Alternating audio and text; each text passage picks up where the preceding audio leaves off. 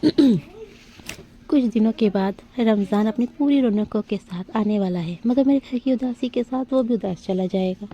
फिर अगले साल रमज़ान गुजरने का प्लान बनाते बनाते गुजर जाएगा। वो टीवी देखते हुए सोचे जा रही थी, तभी मोबाइल की घंटी बजी। बेटी हरीम का नंबर देखकर जैसे बदन में खुशी सी दौड़ने लगी। हरीम बोल रही थी और वो चुपचाप सुन रही थी। अम्मी आप भी कुछ बोलो ना, वह बेचैनी से बोली। क्या मेरा प्रोग्राम पसंद नहीं आया?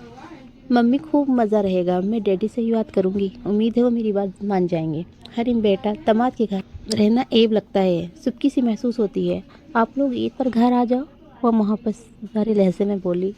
मम्मी हमारा आना ज़रा मुश्किल है, ना तो वकास को छुट्टी मिल सकती है और ना मुझे, हरीम ने कहा।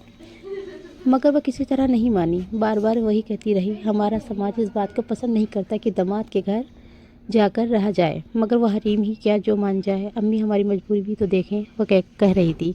हाँ हाँ, तुम्हारी खूब मजबूरियाँ बहाने तो ख़त्म ही नहीं होते। एक मैं ही हूँ जो तुम्हारी खातिर सब कुछ छोड़ कर आई हूँ, मेरे पास किसी के लिए वक्त ही नहीं है।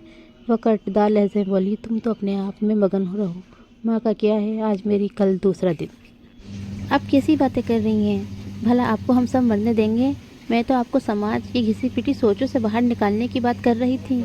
वो बोली और फिर फ़ोन बंद हो गया। अचानक उसके जहन में एक प्लान आया। वो तेज़ी से स्टोर रूम पे चली गई। उसने कपड़े समेटे और कपड़े पैक करे। बाहर आई, नौकरों को 2 महीने की छुट्टी करके सड़क पर आ गई और टैक्सी में बैठकर ये जा वो जा। आज वह 5 साल बाद भाइयों के घर आई थी। अपनी ज़िंदगी में बच्चियों और शोहर के साथ इतनी बिजी हुई कि मैके आने का मुश्किल हो गया। वो यह दिन अपनी फैमिली और पर कुर्बान कर रही थी। उनकी बेटियां जवान हो गई तो उनकी नींद हराम हो गई। चीज़ें अपने घरों की होकर रह गई। मुल्क से बाहर चली गई तो उन पर डिप्रेशन हावी हो गया। जलती पर तेल का काम मियाँ का रिटायरमेंट ने किया। वो दुखी से हो गए। सुबह से निकलते और शाम में कभी कभार आ जाते।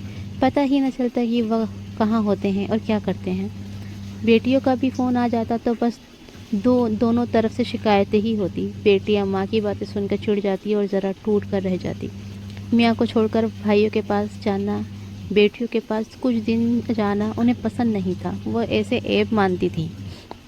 लेकिन वह आज अपनी इन बातों को भूलकर भाइयों के पास रमज़ान और ईद गुजरने आ गई थी। मियाँ दबे पाँव मेन डोर खोलकर अंदर आए तो चारों तरफ फैली खामोशी ने चौंका दिया। वह तेज़ी से बेडरूम की तरफ आए।